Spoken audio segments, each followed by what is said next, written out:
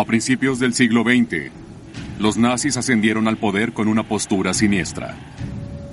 Hoy se sabe que su ideología racista solo pudo ser eclipsada por su ambición del poder. Sin embargo, más allá de las batallas que conocemos, hay más secretos ocultos. Su fuerza élite más cruel, la CSS, planeó más que aquellas conquistas. Organizaron expediciones en todo el mundo con el fin de hallar reliquias importantes y restos olvidados de civilizaciones antiguas. Determinados en comprobar una ascendencia mítica, ahora se revelarán sus secretos y saldrán a la luz sus planes perversos y aventuras descabelladas.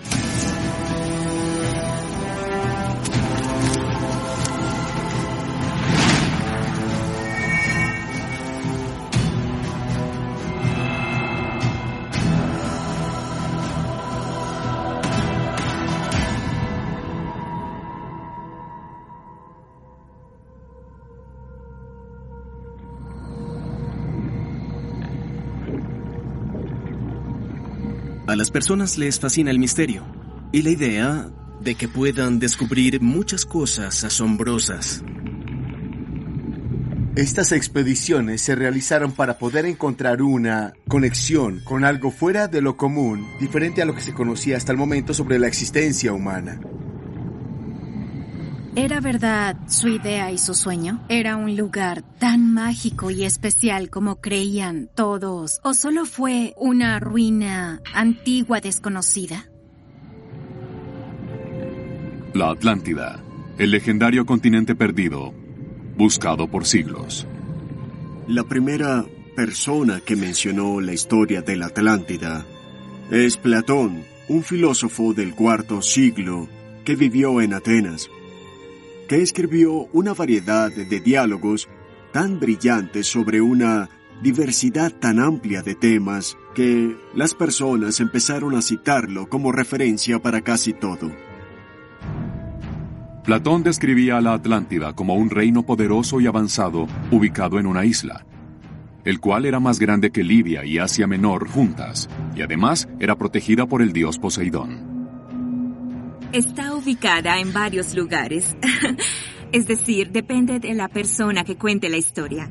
Al menos durante mi infancia escuché historias sobre la Atlántida y siempre la había ubicado en el Mediterráneo, ya que la mencionaban en historias griegas antiguas. Sin embargo, al investigar un poco más descubrí que hay varias otras ubicaciones en la mitad del Atlántico, cerca de la costa del Reino Unido, cerca de Islandia. Este reino se apoderó de casi toda Europa, el Medio Oriente y África. Pero los atenienses lograron derrotarlo. Además, Poseidón y otros dioses castigaron a los atlantes por su soberbia, destruyendo la isla. Y ahí fue cuando terminó la discusión de la Atlántida, se acabó el diálogo y nunca se terminó. Mucho tiempo después, un nuevo mal se ensañó en encontrar este antiguo territorio. El mito de la Atlántida formaba parte de la base ideológica nazi, ya que probar que los alemanes descendían de seres superiores podía ser la clave para el creciente éxito del partido y para restaurar la grandeza de Alemania. Por esa razón, las SS organizaron un grupo para buscar pistas acerca de su posible ubicación. Era pura fantasía, pero tuvo consecuencias sangrientas y trágicas para el mundo luego de caer en manos de los nazis.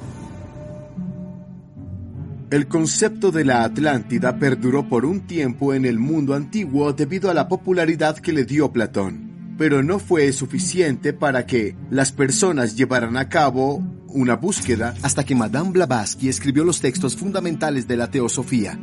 Elena Blavatsky fundó el movimiento teosófico a finales del siglo XIX. La teosofía es en esencia una fusión del budismo de Asia Oriental y el cristianismo, junto con ideas ocultistas occidentales. Madame Blavatsky pasó bastante tiempo viajando por el Oriente y luego fue a Nepal y allí aprendió mucho de los budistas y también de los hindúes. Y así adquirió ese conocimiento de creencias esotéricas de Oriente. Una doctrina básica de la teosofía plantea que la humanidad desciende de un número de razas raíces. Existen 7 razas raíces y cada una de ellas cuenta con 7 subrazas, las cuales poseían poderes divinos o tal vez eran seres superiores. De esa forma, la Atlántida formó parte de la historia por ser la ubicación originaria de una de esas razas raíces. Elena Blavatsky usó lo que escribió Platón de la Atlántida y lo popularizó. No obstante, lo desarrolló un poco más, ya que gracias a Platón solo sabíamos que trabajaban en minería y metalurgia, pero ella afirmaba que tenían poderes psíquicos, que eran un tipo de seres superiores, incluso que eran gigantes. Estos textos se hicieron populares en todo el mundo, de hecho se leían en sociedades teosóficas y en Volkisch en Alemania. El movimiento Volkisch era un movimiento etnonacionalista que surgió a finales del siglo XIX. Creían que el antiguo estilo de vida germánico era más rico y satisfactorio en comparación con la pobreza intelectual y espiritual que representaban la modernidad y el cristianismo. El antisemitismo se convirtió en un pilar para este creciente movimiento, y las ideas de Blavatsky sobre las superiores razas raíces atrajeron a estos nacionalistas. Querían que las personas fueran de razas puras y lo relacionaban con la tierra y el suelo, porque así se podría desarrollar una comunidad de personas puras que vivieran en armonía. Para ellos, Elena Blavatsky les dio la oportunidad de explorar y de centrarse en un objetivo para relacionarlo con su dinastía y así crear una versión moderna de la Atlántida. Así que comenzaron a indagar en el pasado germánico. El movimiento veneró a héroes históricos como a Arminio, el jefe de guerra del siglo IX, quien unió tribus y les dio la victoria en una sangrienta batalla contra el Imperio Romano, lo que destacó la grandeza germánica. Para que Alemania volviera más fuerte que nunca, algunos Volkisch leyeron sobre la historia de su origen escandinavo. Debemos remontarnos mucho más hasta las corrientes del nacionalismo del siglo XIX, específicamente los cuentos de hadas de Jacob Grimm.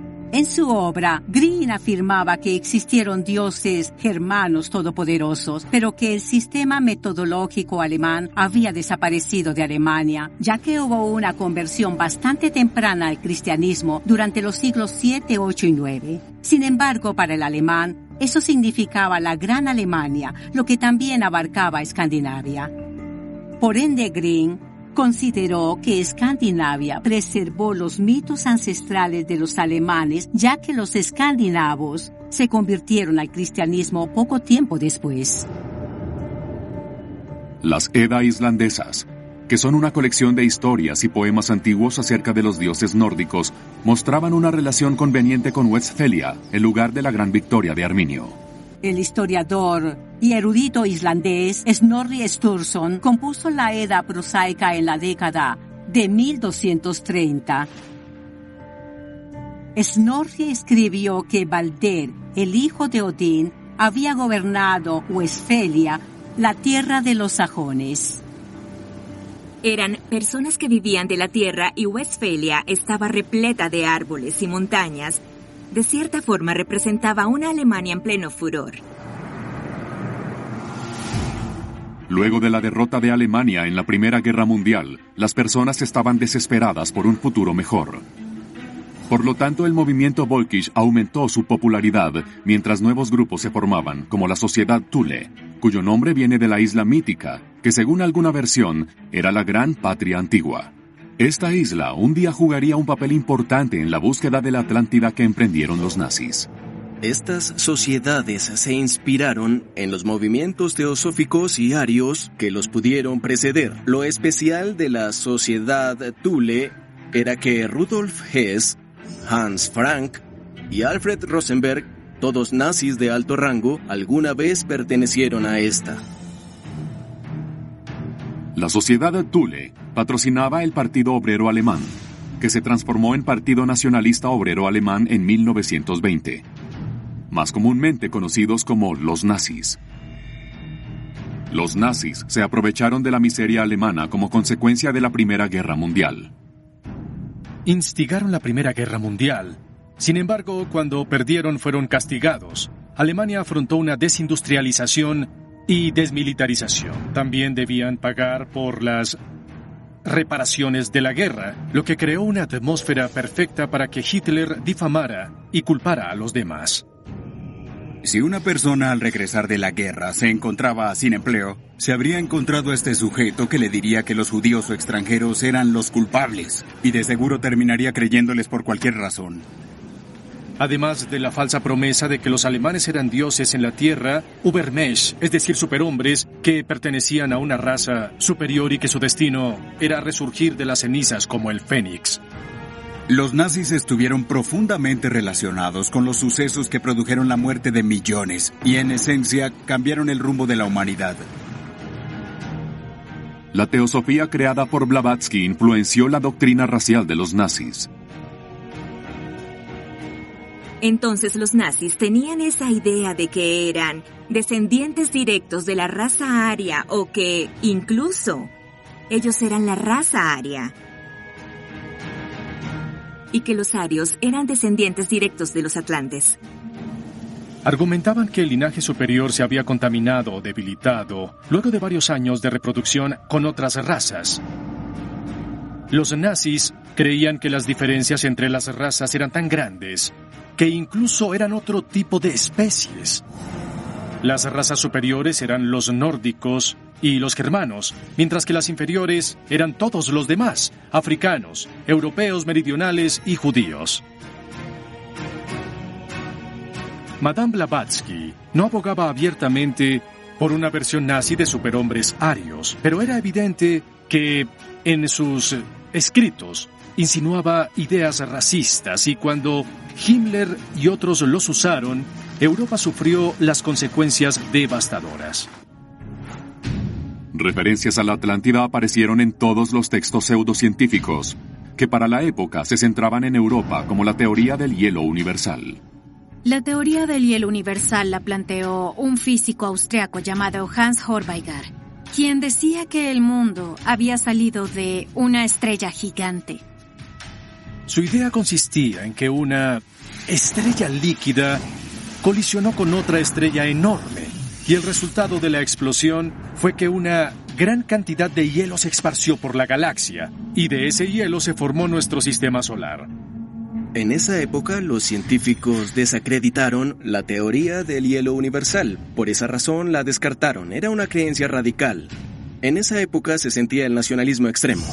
Era perfecto tanto para Himmler como para Hitler, porque la creó Hornberger, quien tenía descendencia austriaca. Así que no se trataba de un científico judío, ni de Albert Einstein y su teoría de la relatividad. Por ende, con los años esta teoría creó una realidad alternativa de la historia de la Tierra y de la humanidad centrada en los arios. La teoría del hielo universal afirmaba que muchos años atrás se acercaron varios satélites que orbitaban la Tierra debido a la gravedad del planeta y que se desintegraban en la atmósfera. Por ende, los escombros cayeron a la Tierra y la formaron.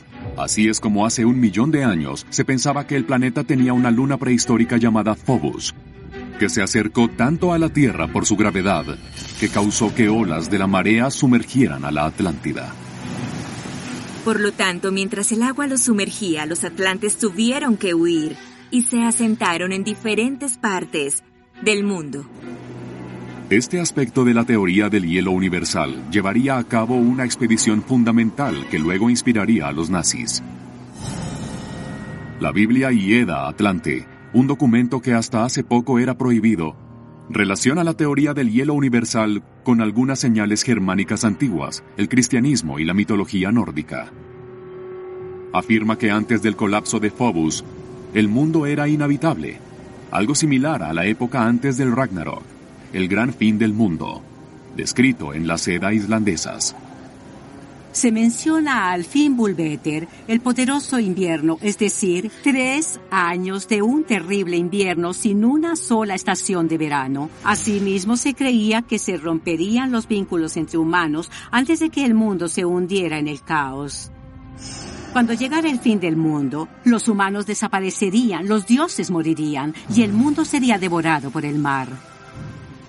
De esta destrucción, renacería un nuevo mundo, gobernado por varios dioses que establecerían un reino de justicia y paz. El mundo saldría del mar y todo nacería de nuevo y estaría lleno de vegetación. Y dos personas llamadas Lith y Lith-Trapsier, hombre y mujer, saldrían del bosque Hod-Mimis y ellos crearían a los nuevos seres humanos.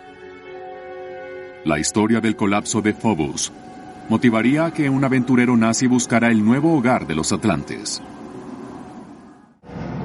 Uno de los mayores creyentes de la teoría del hielo universal era Edmund Kiss, un autor alemán famoso y veterano condecorado de la Primera Guerra Mundial.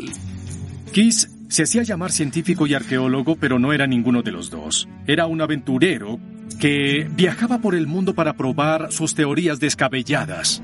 Además, apoyaba a los nazis y tenía vínculos con miembros importantes del partido y con el partido como tal. Por eso vio la oportunidad de promover la ideología nazi como a sí mismo. Ansioso por demostrar la teoría del hielo universal a los círculos Volkisch en los que estaba, Edmund Kiss le envió cartas al arqueólogo aficionado austriaco Arthur Poznański en 1927, quien le contó a Kiss acerca de las ruinas de Tiahuanaco en Bolivia. Edmund Kiss creía realmente en la idea de que Bolivia pudo haber sido destino de los atlantes cuando comenzaron a migrar, por lo que deseaba realizar esa expedición. Viajar por el mundo en la década de los 20 no es como ahora, ya que no podía subirse a un avión, sino a un barco que navegaba por semanas y debía financiar la expedición. Eran muchos meses. En 1928, Edmund Kiss ganó un concurso de escritura y por ello contaba con el respaldo financiero para realizar la expedición hacia Bolivia. Al llegar a Tiahuanaco, se sorprendió por la arquitectura y creyó que la había creado la raza prehistórica de los atlantes. Por esa razón, Kiss exploró las ruinas, buscando pistas en los bosquejos y planos de los pisos de sus hallazgos. Y un día descubrió el busto de un hombre el cual él creía representaba a un ancestro nórdico. Viajó a una ruina precolombina en Sudamérica y allí vio una estatua y dijo, ¡ah! Fue alguien de la Atlántida. Sin embargo, esa estatua nunca volvió a aparecer ni se identificó históricamente. Algunos eruditos sospechan que nunca existió y que fue una mentira que Kiss contó. Nunca buscaban evidencia para averiguar la verdad, solo buscaban evidencias que se acomodaran a su narrativa y si no podían encontrarlas, forzaban lo que tuvieran para que así se pudiera ajustar, se deshacía lo demás. Kiss estaba seguro de que los atlantes habitaron alguna vez Tiahuanaco, pero necesitaba más para impresionar a sus camaradas nazis en Alemania.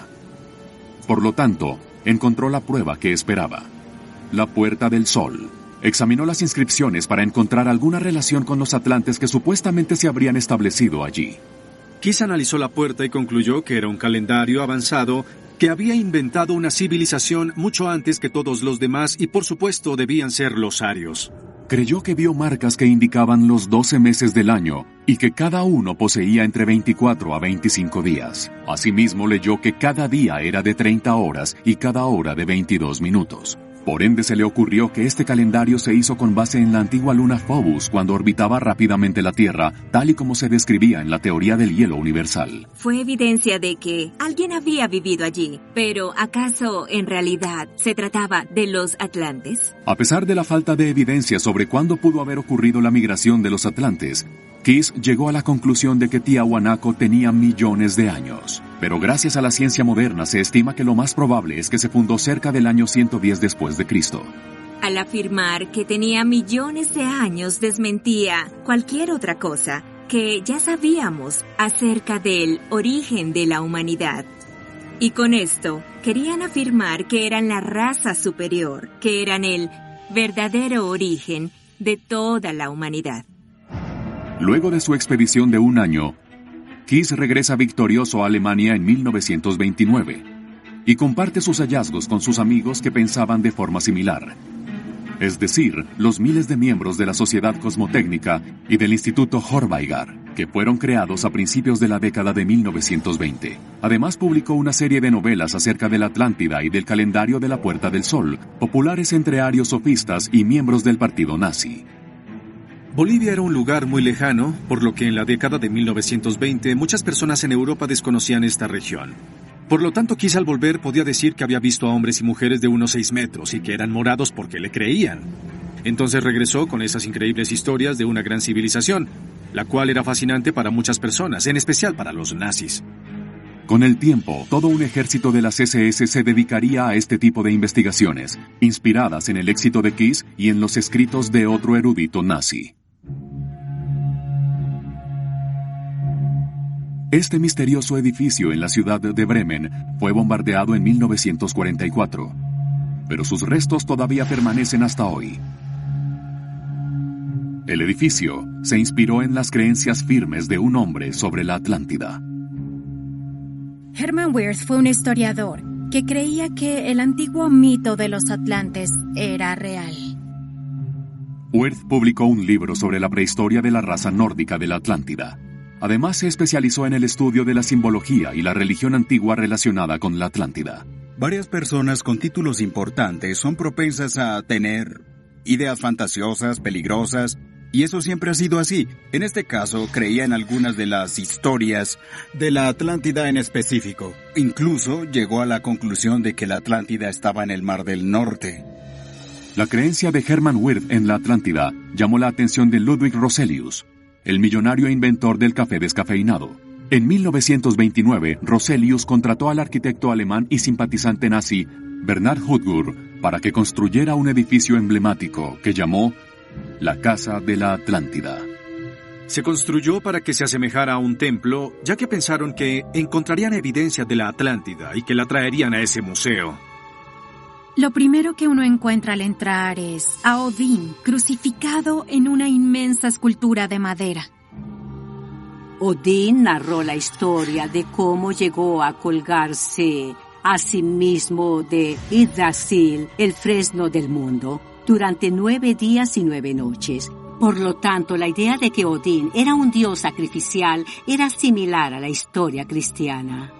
Considero que fue una forma de acostumbrar a las personas a esa cultura. Claro que era secreta, también era nueva y además rara. Sin embargo, pienso que compartían similitudes con ciertas historias y la gente las acogía.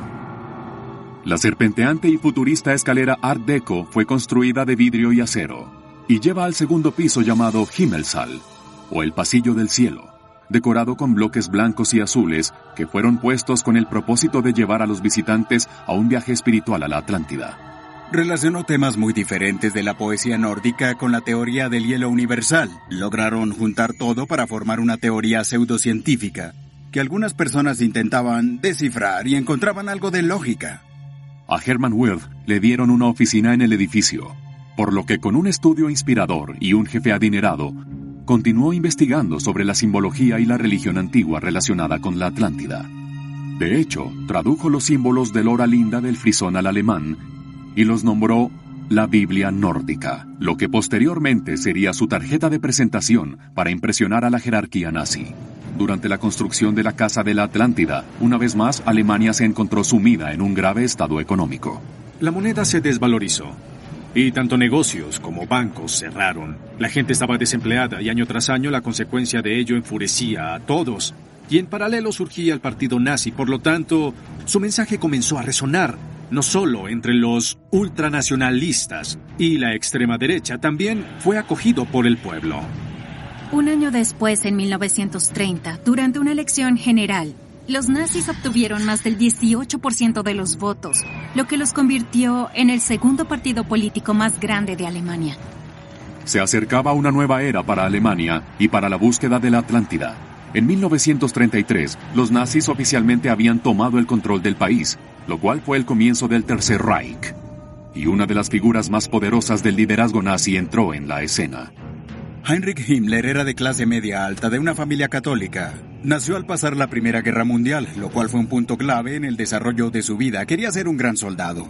Era enclenque, débil y pequeño. No se lucía para nada como el ideal del hombre alemán, alto, musculoso, rubio, de ojos azules que defendía. No obstante, el ascenso de Heinrich Himmler dentro del partido nazi fue inesperadamente rápido. Se unió al partido desde el principio a comienzos de la década de 1920 y en pocos años se convierte en el jefe de las SS. Esta organización estaba involucrada en cada aspecto de la sociedad alemana a finales de los años 30, lo que engrandeció el poder de Himmler, por lo que no cabe duda de que fue una de las personas más poderosas en la Alemania nazi. El poder del partido nazi crecía sin cesar, pero las amenazas de la oposición estaban latentes. La SA, que era una unidad militar de asalto del partido nazi de Hitler, se volvió muy poderosa. Y la idea que lo aterró era que su líder, Ernst Röhm, fuera una amenaza personal.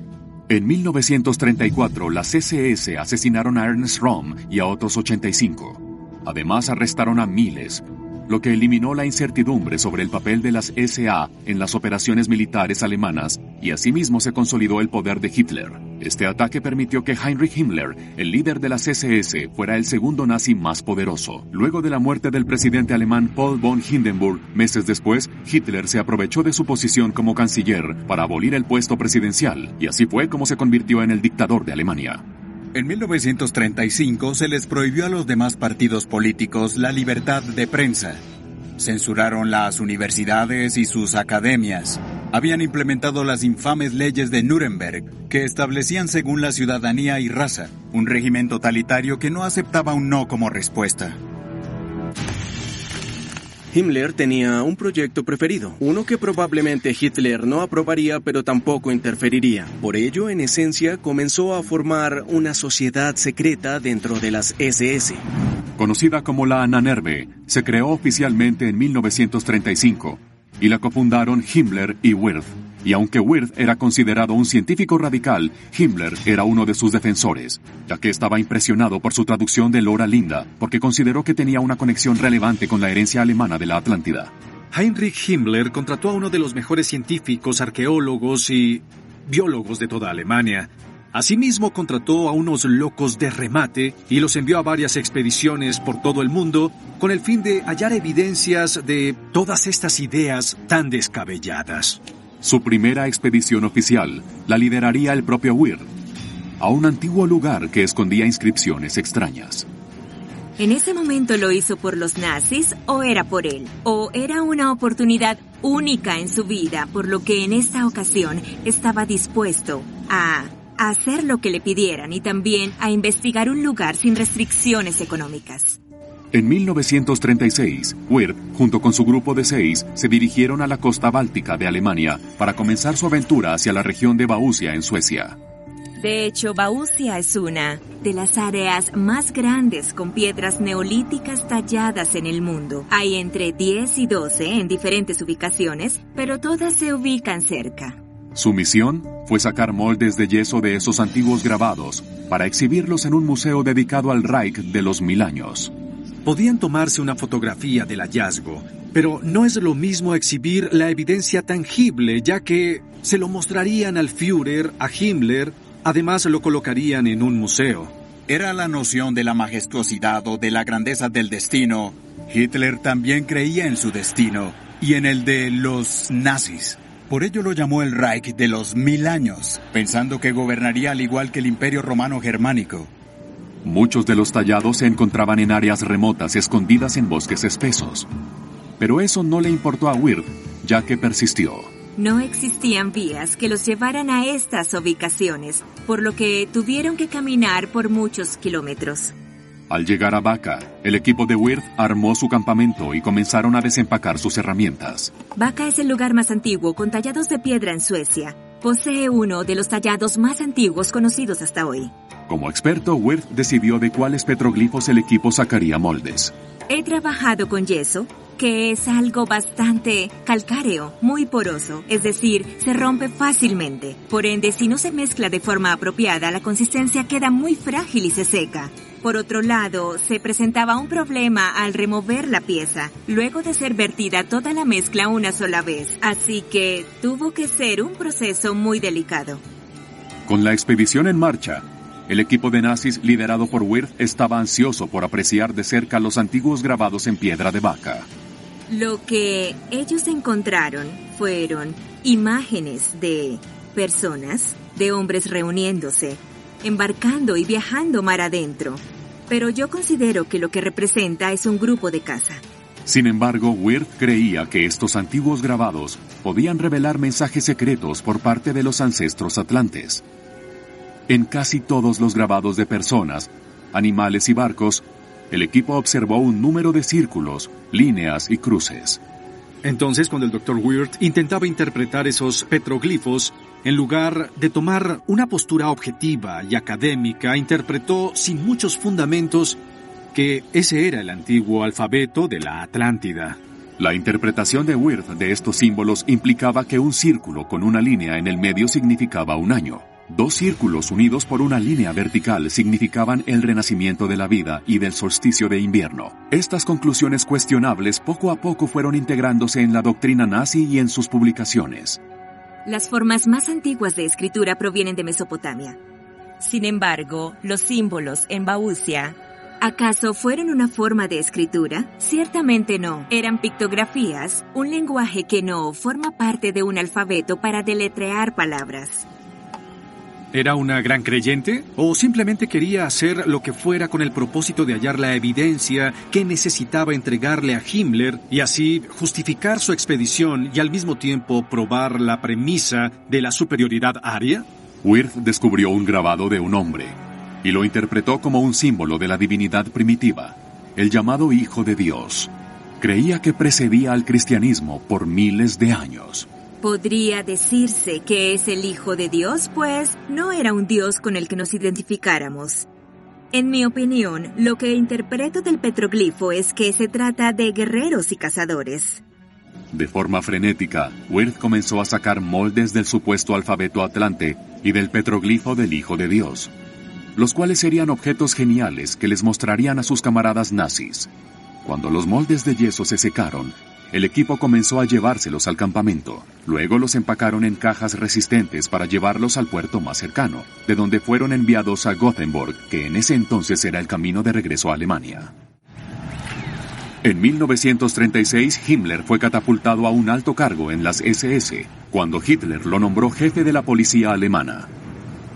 En ese momento, su poder era inigualable en la Alemania nazi, y su búsqueda de la Atlántida tomó aún más fuerza. Creía firmemente que los atlantes habían conquistado el mundo. Entonces él quería seguir sus pasos.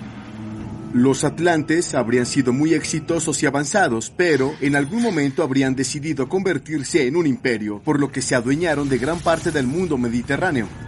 Platón afirmó que en un principio los atlantes se aferraron a un poder divino que los hacía valorar la virtud y la amistad por encima de lo demás. No obstante, perdieron el contacto con ese poder divino, lo cual los volvió codiciosos y ambiciosos, y realmente ese fue el fin de los atlantes. Platón nos advirtió que si nos obsesionábamos con el poder y la riqueza, perderíamos lo que era realmente importante. Los nazis convirtieron el poder absoluto en una meta. En cierto sentido, considero que en la ideología nacional socialista había un deseo de autodestrucción que se traducía a que si los derrotaban, la humanidad sufriría y todo el mundo se vería afectado. Himmler con otros nazis estaban dispuestos a aferrarse a cualquier idea, por descabellada que ésta fuera, para probar su argumento. Y una de esas ideas era la de Thule. El explorador Píteas mencionó a Thule por primera vez en la antigua Grecia. Píteas fue un explorador griego, quien navegó más allá de las columnas de Hércules, cerca del estrecho de Gibraltar, el cual era el límite de los griegos, ya que tendían a quedarse en el Mediterráneo. Así que Píteas vio un mundo que nadie había visto antes, y Thule fue uno de los lugares que él visitó. Los nazis creían que Thule era la antigua capital de Hiperbórea, el origen de una de las razas raíces según Blavatsky. Desde el principio los griegos hablaban de los hiperbóreos, y según una leyenda, Apolo fue a su tierra antes de convertirse en un dios. Era la segunda raza raíz. Eran descritos como seres de color dorado que se parecían de alguna forma a las plantas. Eran seres, pero no eran humanos. Habitaban en el norte, pero en ese entonces el norte era considerado de clima tropical y caliente, pero no frío ni helado. Se suponía que esta isla debía ser el origen del pueblo germánico. Considero que en algún momento Thule y la Atlántida comenzaron a mezclarse. Luego de su exitosa expedición en Escandinavia, la Ahnenerbe deseaba más. Los petroglifos en Suecia llamaron la atención del erudito nazi Bruno Schweizer, un excompañero de clase de altos honores de Heinrich Himmler. Schweizer creía que Thule y la Atlántida eran antiguos apodos para Islandia, donde se había preservado evidencia de los atlantes nórdicos blancos, los primeros alemanes. Él estaba tan convencido que se casó con una mujer islandesa, creyendo que al casarse y reproducirse con una mujer de Thule, restauraría su linaje a sus raíces atlantes.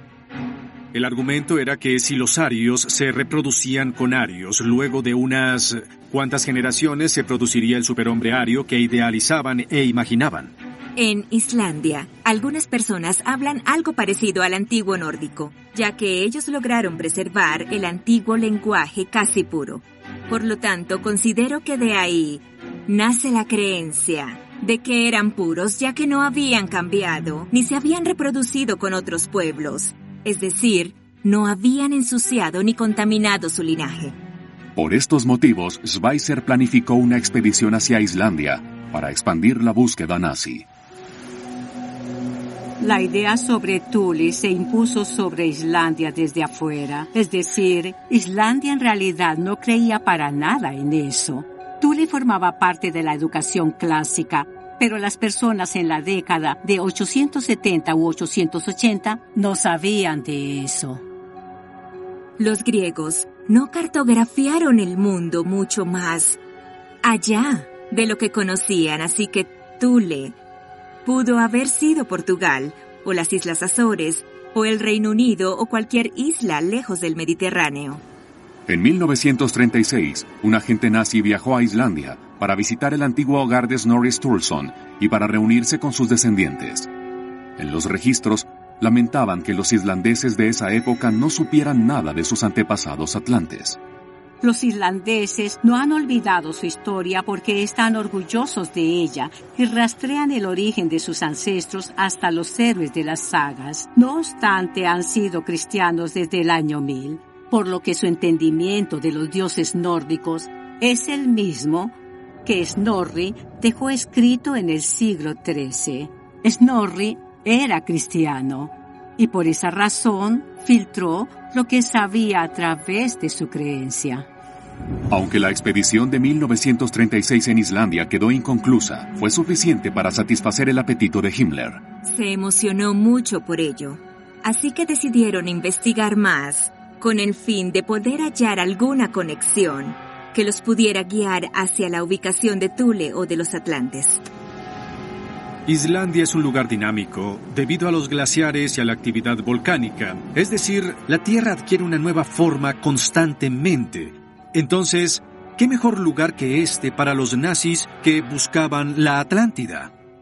Los glaciares islandeses preservaron muchos antiguos asentamientos, pero en la actualidad, debido al cambio climático y al derretimiento del hielo, se revelan más pistas sobre su historia. Esto sigue sucediendo en todo el mundo, donde todavía existen glaciares. Los glaciares en un punto se derretirán, por lo que comenzarán a descubrirse objetos. Así que considero que pensaron en volver para investigar más los glaciares y las áreas periféricas, para luego poder encontrar los distintos artefactos que pudieran probar que los Thule o los atlantes vivieron allí. En 1938, Schweizer planeó excavar una antigua granja y un templo pagano, ya que los hallazgos aclararían las prácticas agrícolas y espirituales de los antepasados islandeses. Ser vikingo era, en realidad, un oficio en lugar de una identidad étnica. Por otro lado, las personas que se convertían en vikingos provenían de diferentes partes de Escandinavia y cada uno de esos lugares tenía prácticas religiosas diferentes. De hecho, contamos con evidencia arqueológica para probarlo. Sin embargo, es bastante difícil reconstruir lo que creía cada vikingo y lo que habría implicado la adoración a sus dioses. Schweitzer también quería armar un inventario detallado de antiguos lugares de reunión, examinar las casas de césped, fotografiar artefactos y tomar muestras de la tierra. Asimismo, esperaba grabar canciones del folclore islandés y las famosas danzas de balada de las Islas Feroe. Desde el siglo XVI en adelante, existieron baladas basadas en las historias de las Edda y que, por lo general, se simplificaban. Lo particular de todos estos cantos y de todas estas baladas en cadena es que es algo que se ha mantenido como tradición hasta el día de hoy. Mientras Schweitzer se preparaba para su expedición en 1938, aumentaba la hostilidad mundial hacia Alemania.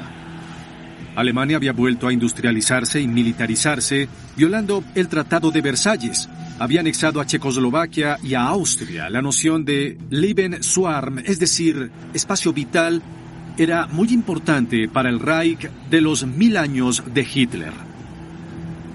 Como parte de la expansión del Imperio Alemán, Himmler creía que los datos que poseía Schweitzer de Islandia le ayudarían a tener conocimiento de las futuras colonias de las SS en el este. Los planes avanzaban, por lo que Schweitzer escogió a 7 jóvenes oficiales de las SS para su importante misión.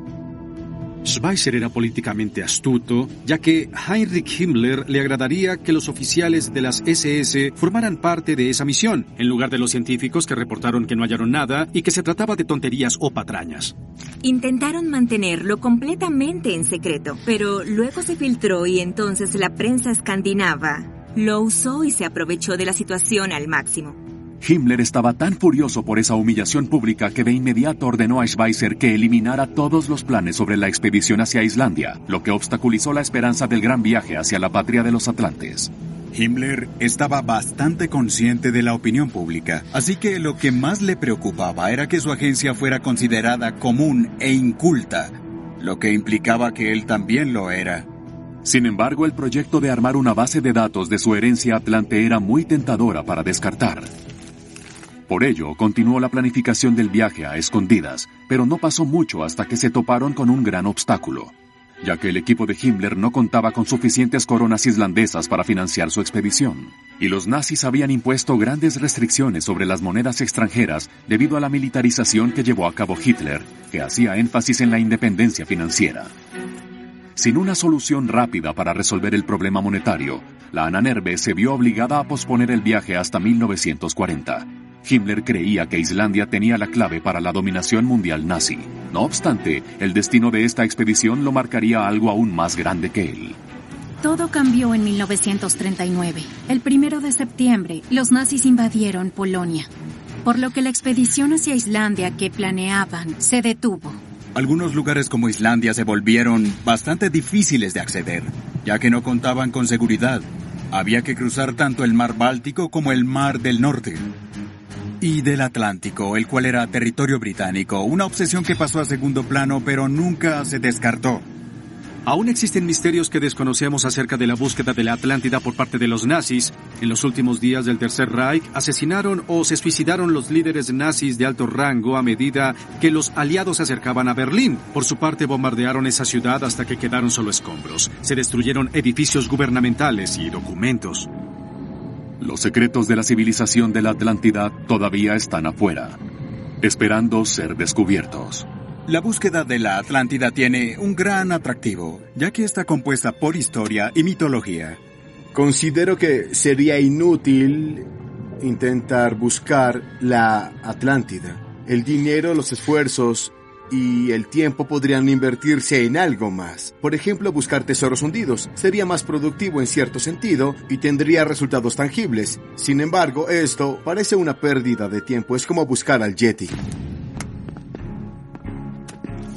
En mi opinión, el legado de la búsqueda de los nazis de la Atlántida es un disparate. El hecho de que un grupo de personas cultas, provenientes de una cultura científica avanzada, pudo seguir con tanta ambición algo así, me parece una locura total. Sin embargo, demuestra que los nazis estaban dispuestos a hacer lo que fuera para cumplir objetivos políticos continentales y globales de control absoluto.